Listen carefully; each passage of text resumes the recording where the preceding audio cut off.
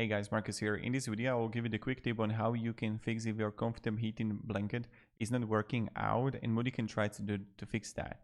So primarily if you're going to have some electronical issues or something, the first thing is that you don't want to have any blanket on this blanket. Many times the error is going to be because of it. The second thing is that try to completely plug it off. So plug it off out of the wall, out of the outlet, wait for like 15-20 minutes.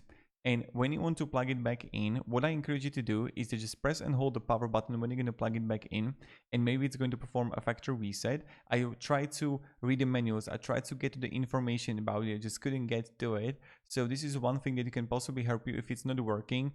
Just also check all the connections, all the connectivity, but you just want to try a different outlet in a different room, and then when you're going to just put it to the outlet, just press and hold the power button while doing it, and just hold.